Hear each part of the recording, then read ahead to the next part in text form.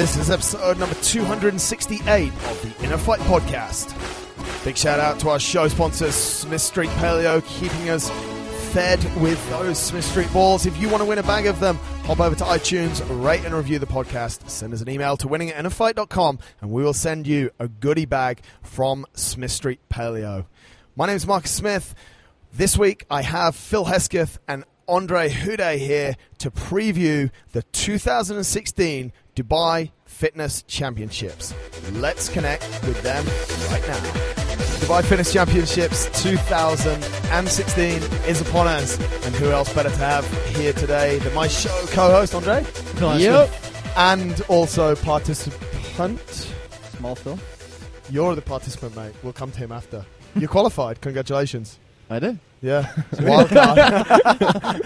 Absolutely brilliant. Good start. And Phil, second time qualifier. Yep. Second Dubai Fitness Championships. Quick rundown of what this is, mate, from your perspective. Give us a quick rundown on what Dubai Fitness Championships is.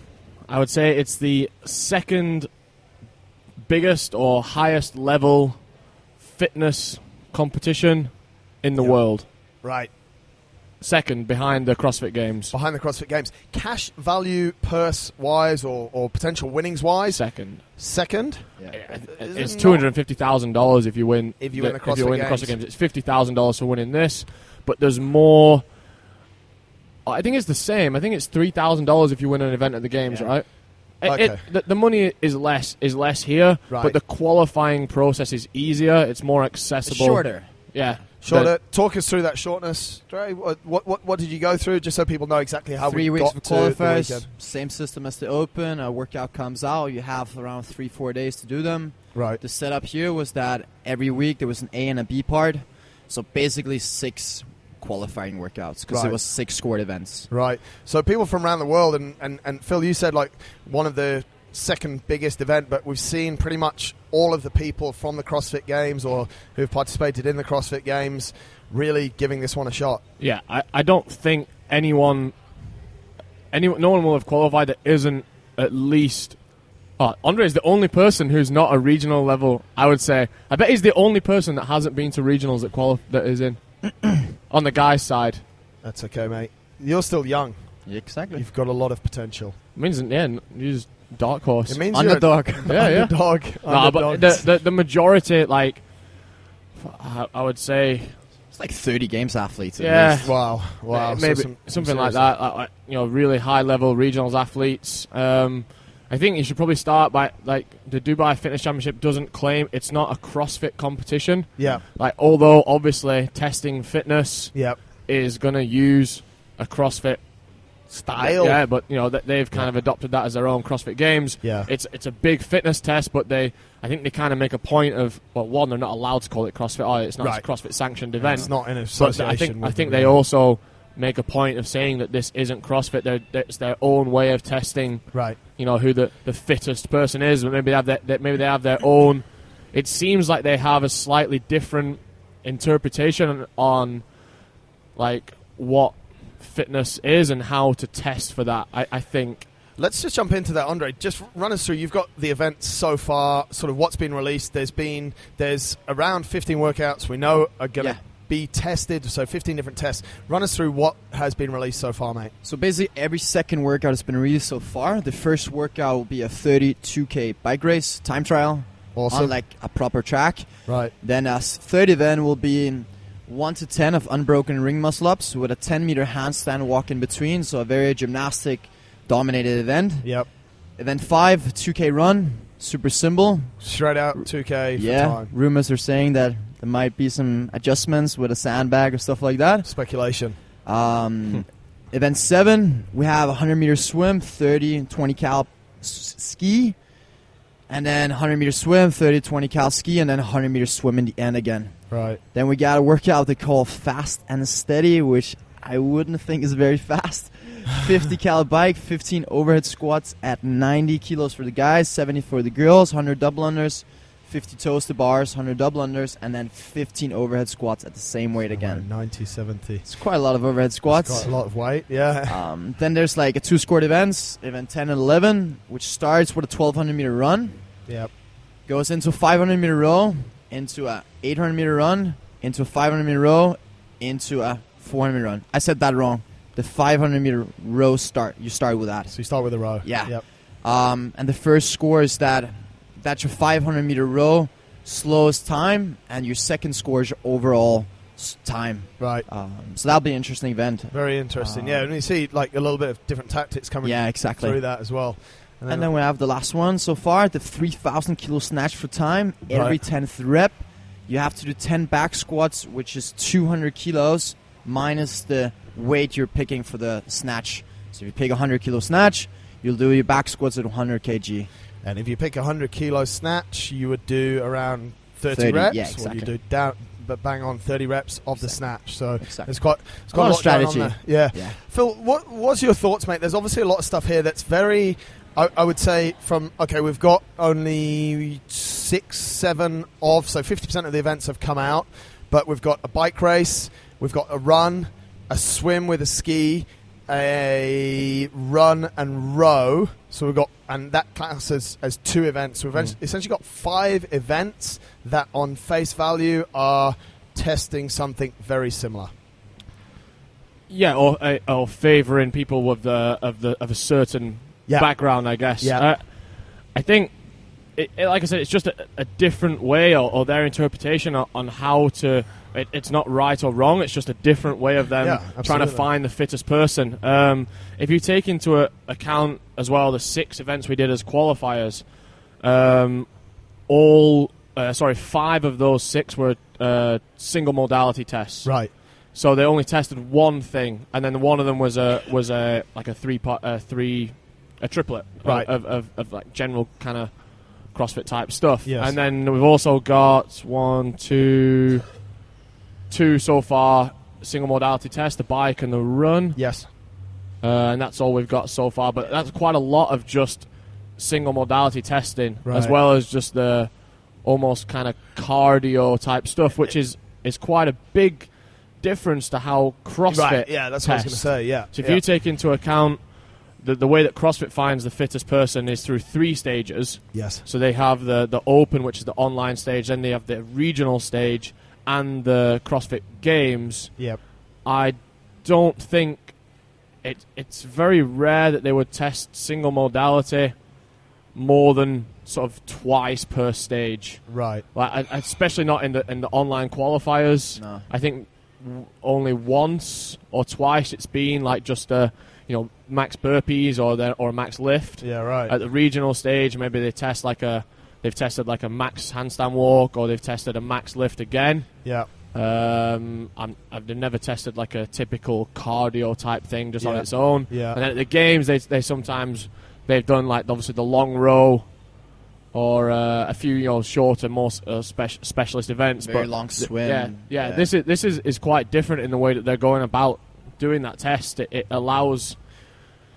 I don't know if it would yield the same results or not. It's quite difficult to say whether if you put the same group of people, it'll be interesting to see if the same people that finished really high in the CrossFit Games also finish high in this event as well. That's what I was going to say. Because of the difference, what do you expect to see happen? I think it allowed a few people to qualify for the event that may not have qualified if you put the same pool of people through this year's Open, CrossFit Games Open, and then asked for the top 30. Right. Okay. I don't think the same group of people would have qualified because of the format of that specialist event, 2 of which were a max load. Yeah. So already a third of the test is based on how strong you are. max load. Whereas this year in the Open, I guess the closest you could get to that, testing max load was in the cleans event, but you also have had to have done 125 toes to bar and 250 double unders before you could touch a heavy barbell. Yeah, right. Yeah. So it's very different in the way that that the fitness championship is testing like strength to the way that CrossFit is testing strength. They like to do it under a lot more fatigue. Yeah. Also think the intensity will be a whole different setup this time, because at the CrossFit Games, the chance of actually winning money is way lower than here. Like, I think a lot of people here are going to come they're only coming here for the money, whereas the CrossFit Games, obviously, if you know you're one of those top 10 athletes, then you definitely have a big chance to win money. But at this setup, like, everyone can win. Like, there's 15 events in 3-4 days. That's everyone has a chance, and I think it's going to be a different like mentality, and it's going to be way more intense. So certain people like could go to the CrossFit Games and probably bar maybe 1 or 2 that become really specialist, don't really have a chance of winning. But like you said, there's maybe 4 or 5 events that are testing a similar thing or really benefit someone from the same background. So someone who might not actually be that good at CrossFit could come into the Dubai Fitness Championship and clean up and win $15,000 in the first 2 days of workouts. Like it's I think we'll definitely see that. That's for sure. What do you sort of brought it up first. We were talking about it before. What do we think about the sort of crowd that's come, why they've come, and the sort of motivation of money? In some ways, I think it's okay that money can be a motivation sometimes for CrossFit athletes, since it's a sport where only very, very few can live from being an athlete. Very few. Very, very few. Yeah. And that's why I think it's fair that you come here to get the money so that you can get paid to actually train as much as you need to and want to. Yeah. To become one of those very few. Do you think, and we'll come back to the topic of this competition, but I want to go off on a quick tangent here. Do you think we'll see that the top 5 sort of CrossFitters in the world, both male and female, grow, who are basically, they don't work, they just sort of get paid off endorsements and appearance fees, and they go around trying to get money from competitions? Fast forward 5 years, will that number be 10, 15, 20, 50? I think so. What do you guys think? I think so, indeed. Phil?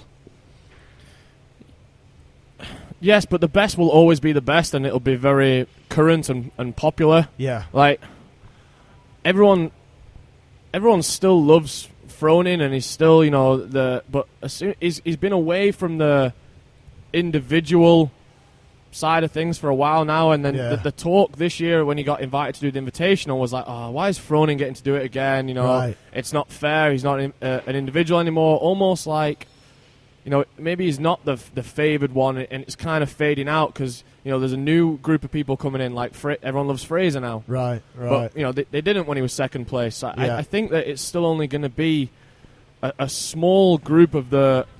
Like, obviously the sport will grow, so more people will, more people will get that opportunity to kind of live off a sponsorship and things like that. But because there's only the one event, there's just the CrossFit Games once a year. There's only one chance to prove and really get into the spotlight. Don't events like Dubai Fitness Championships sort of increase that? Yeah, and I think we see a lot of, like, in general, just small competitions now offering money. Like, like small competition Kuwait, you win $3,000. I mean, that's not a lot, but I think if you're that kind of athlete that can go and win these kind of competitions, you're already sponsored, and all your fees will be covered by your sponsor, and you'll probably get a bonus from your sponsor if you win these kind of competitions. I mean, it's an interesting thing, isn't it? Money in sport, and that's probably a bigger subject that maybe we could discuss in another show. Back to Dubai Fitness Championships. It's a global. It started as a local competition. It's become a global competition. You guys, and it's no secret, you guys didn't qualify in the initial qualification process. No. It was 30 people. You were outside of the top 30. Because of international athletes coming into the region or wants to participate. Mainly we sort of derive because the money is high, because there's a good chance that they're winning a lot of money and they have to live. You guys got in on wildcard entries. How do you think that affects the sort of local growth of the sport, and how did it initially make you guys feel? I mean, I was happy, and like, it's weird. I was happy because I feel like I deserved to be there. Right. Even I didn't qualify. Yeah. But I was annoyed because out of the 6 tests, I had one of them that I was quite bad at, the handstand walk, which was a very specialist, skill. And I would feel bad if I got in above someone else that deserved it more than me. But I believe I deserve to be in there, so I was fine with it. And if people are like, oh, you guys kind of got in a wild card, like, I was like, oh yeah. But if there hadn't been those wild cards, I mean, let's talk about the wild cards first, so everybody knows what we're talking about. Good idea. After the qualifiers, they launched the top 30 would get in, of course, and then they launched that 12 wild cards would be given. 6 wild cards would be given to the top competitors in the UAE region, which we were in, and then 6 more wild cards would be given to whoever they like, basically. Yeah. And we already know some of the names. I actually don't. I don't know for certain. I don't know if Noah Olsen is included as a wild card or if he was already given automatic entry because he won last year. Yeah. Well, we think that Noah, Ben Smith, we think so. That's some of the names, I think, at least. Brent Fikowski. We'll see. We'll see who'll be showing up. Yeah, no one's really posted anything on Instagram as far as I've seen, so it's quite hard to. Yeah. So basically, 42 competitors will be there on each side for the men and the ladies side. But I feel like Phil, I had one event, the deadlift, where it just sucked, and the rest of the events went pretty fine. Yeah. And of course, I wasn't in top 30, so in some sort of way, I don't deserve to be there. Yeah. But I won't say no if I get invited. Take your chance. Take what you get. What do you think, though, about going back to sort of the second part of my question there? Obviously, you guys, us as a brand, we thrive off the growth of the sport, of fitness, call it CrossFit, call it whatever you want, within the region. How do you think competitions like this impact that? A, with the international guys coming in, and B, with them coming in, I mean, you guys have been lucky you've qualified, but some other coaches at good gyms or good athletes in the region haven't really qualified. So does that stunt the growth, or is it positive? What do we think about how it impacts the industry here? I mean, it's cool that the people get excited about the best in the world coming over, and you know, people like Sarah Sigmundsdottir has been training at our gym for last week. Yeah, and you know, people are taking photos with her, and they're just they're super happy to be around these people that they've only ever seen on TV that you would have to fly to LA to see if you wanted to. You know, so it's gonna be almost as big a spectacle. Like, it's not a huge stadium like the CrossFit Games. It won't have that same vibe and atmosphere, but it'll be a good competition, and they have the funding to put a big show on. Yeah, absolutely. So it'll be great for people who haven't been. They've seen it all on YouTube and TV. Like, now they get a chance to see these guys up close, and how hard these guys can push in a workout, and just how good they are. I think it's cool that they gave the wild cards. I think it's important that they keep it. They want people from the region representing. I mean, it went from last year they had 60 people. Right. And it went down to 30 this year. Which is a better size field. And the entrance was probably tripled or 4 or 5-fold more people entered. So it was way, way harder to get into the thing this year. And this year it was just the online style, whereas last year you actually had to fly here to try and qualify. So they made the barrier to entry for the international athletes a little bit lower. Yeah, a lot lower. So I mean, that's why it's difficult to you say, like, we didn't qualify, but also, Jonakoski didn't qualify. Right. Adrian Mumweiler didn't qualify. And these are top athletes from Europe. Both games athletes from the Jonakoski, live here. One of the best in the world. Right. And he didn't qualify. Like, that's how high the standard is. Right. So it's gonna be interesting. Let's talk about how people can get involved in it. Obviously, when it actually is, and what we know so far. Obviously, a lot has not been released at the time of us recording this show. So give us a bit of a rundown on that. So the event will run from the 7th to the 10th of December. So it's going to be a 4-day competition. The first day is going to be loads of events. Second day, not too many. And then we'll have the final day, which will be Saturday, I think, in the Dubai Mall. Right. So that's going to be at the ice rink. So it's going to be loads of people there. But obviously a lot of the other events like the bike race, the run, those kind of things will be spread out in different places. The bike is, if you are in the UAE, the bike is at Al Qudra racetrack. Yeah. Right. I'm not sure how great that will be for spectators. It won't. I'm not sure it'll be that great, but you've got another 4 events that day. The Wednesday is a really long day. Yep. And I think the rest of the events are going to be at Al Wasl. I can't remember the name of the dome that they made. Qura. Yeah, they made a big dome there. Yeah. which I think you can just kind of go in and pay admission. I've had a lot of people ask me about it. I think last year it was like 20 dirhams to just get into the dome. Right. And you got a wristband or whatever. Right. So you can kind of come down. Thursday, there's not going to be much to see. We'll be at the swim pool. I'm not sure if there'll be spectators at the swim pool. But I can imagine they're going to have a good live streaming game. I hope so. I mean, it's a big competition. There's a lot of money involved. They must have a good media team. Last year there was some live streaming. Okay. At the mall it was. Facebook live stream. At the mall, and there was better. no Facebook live stream this time last year, mate. It's something new in the world of technology. Amazing. There was YouTube. The YouTube channel was there. If you hop over, if people are looking for what's going on, and we'll just jump quickly into a couple of the events, but just hop over dxbfitnesschampionship.com/schedule. There you can pretty much see everything that's going on. And of course we should really mention how this competition comes to pass. It's under the patronage of His Highness Sheikh Majid bin Mohammed bin Rashid Al Maktoum, who set out to raise awareness and the importance of exercise and health within the region. It's actually, this is the 5th year of the competition. So it's a competition that started 5 years ago, very small, and it's now got slightly bigger. I think we have all the winners from last year, all the podium finishers from the men's side and from the women's side coming back. Let's just jump into that, mate. Who should people on? We've said that there's a lot of international athletes. We've chucked around a few different names.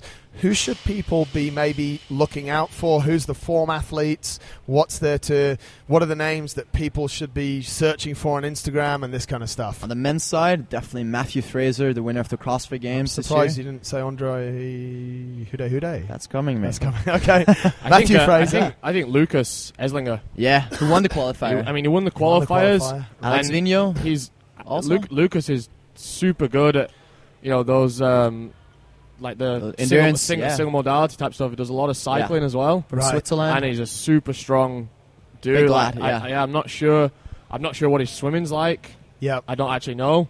That's a couple of events there, but I think he'll be, because he's probably one of those names that most people don't actually know. He's been around in Europe for a while. And he qualified for the games for the first time last year? Yeah, qualified this year. He got my spot because I wasn't there, so he wouldn't have got it if I was there. But it's fine. But I think he's got a real good chance of being on the podium. I wouldn't be surprised to see him there. Right.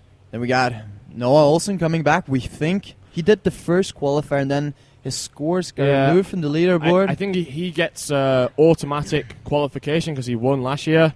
Right. He's super impressive, and at a different time, I think he would be a games winner, but I just don't know that he can beat Fraser. Right. But he seems like he's good enough. I don't know. Yeah. A bit surprised by him sometimes. So that's 3 big names from the men's side. From the female side, we'll have Annie Forster coming back, who won last year. Actually won the last 2 years in a row. And she's no, she wasn't there the year before. The year that I did it, 14. Then she was. She didn't come then, did she? She's been twice. Yeah, she won. She's been in 2013. She was 13 She won it twice, 13 and 15. She wasn't there in 14. You're right. We'll have Sarah Sigmundsson here for the first time. Yeah, she's decent. Who looks like she's in great shape. We'll have Julie Applegard from my old box from Copenhagen, who came second last year. Will you be private interview with her for the podcast? Of course. Good. Jamie Green. Jamie Green, support the local hero. We forgot her. Yeah. She won the Open last year and then went on to place. They placed second in the games. CrossFit Yas, third. Third. Should have come second, but came third.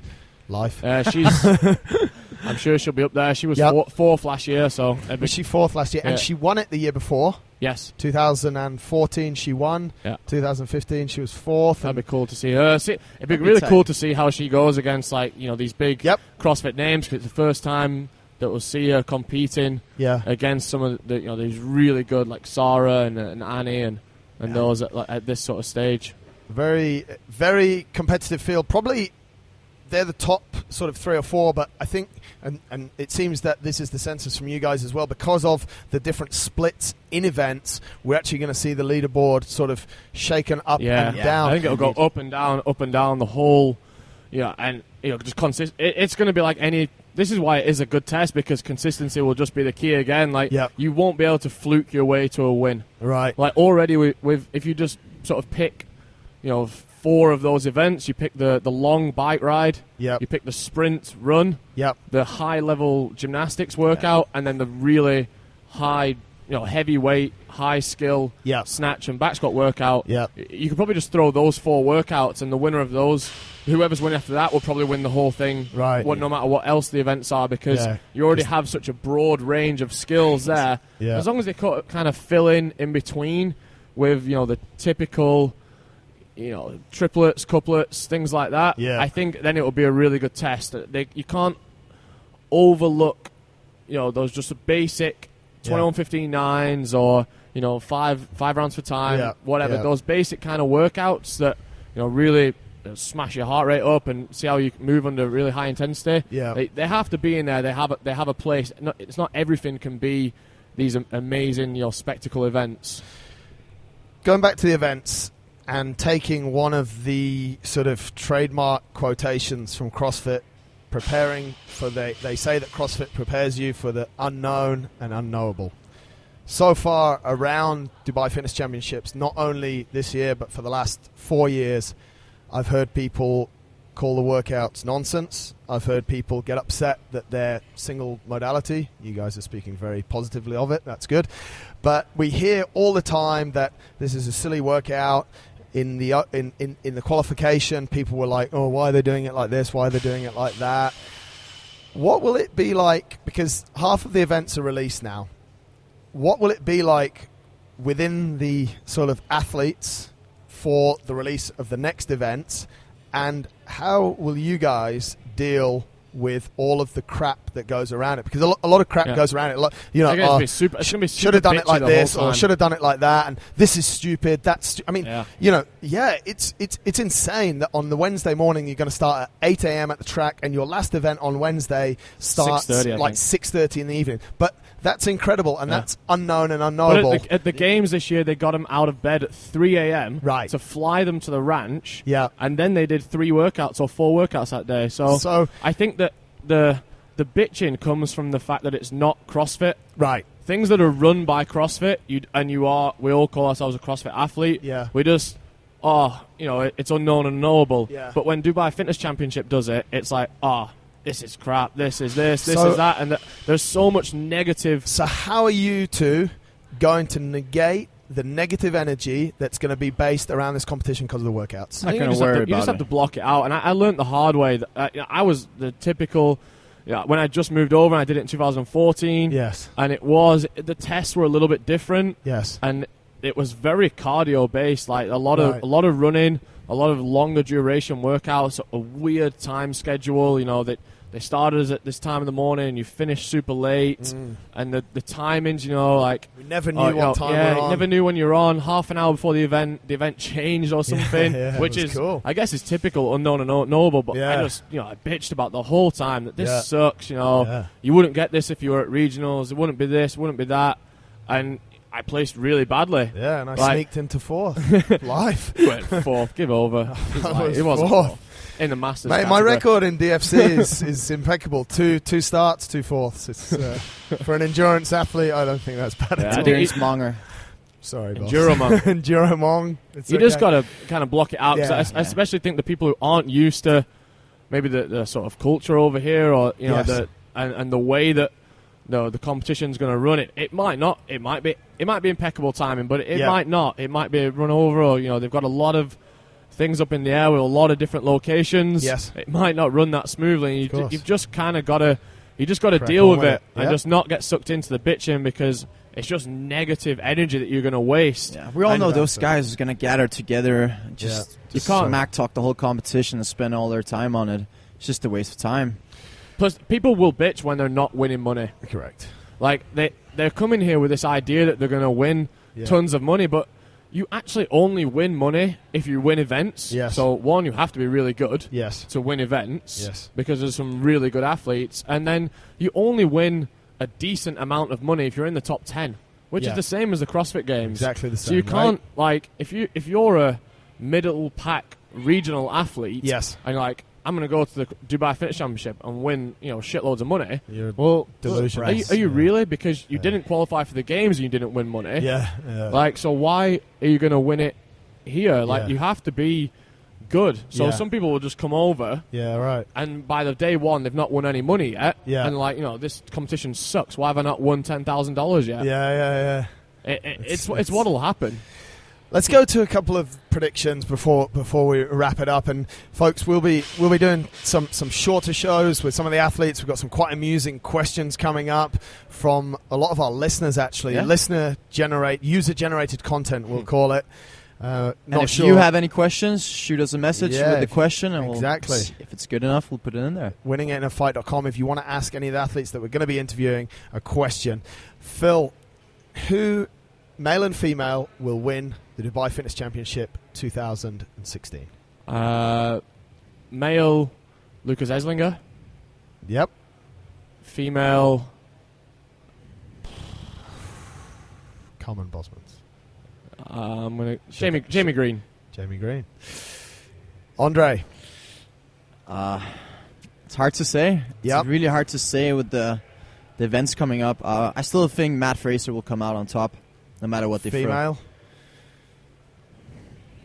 Sarah. Even with Matt Fraser's injury, so he couldn't do the invitational because of his injury, right? Don't be a hater. Don't be a hater. I'm just asking. Now I'm going to ask he's admitted you. he had an injury. Now, to finish it off, I'm going to ask you to be a slight hater.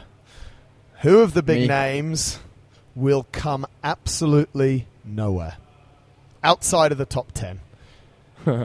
Come on, you've got one chance. I like doing this. One male and one female that's coming over here. In previous years, it's been a guy called Ryan Fisher. He's come over here. Brooke Ents. He's Brooke Ents, female.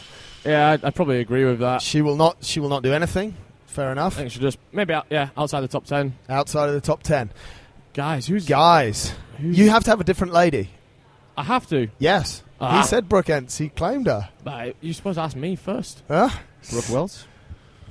Just because. Yeah, actually, I'm going to go with Brooke Wells. Yeah, Brooke Wells. Because it's a lot of she didn't Big do and so. strong. Yeah, she didn't go so good, and maybe the tests aren't going to be to her favor. Yep.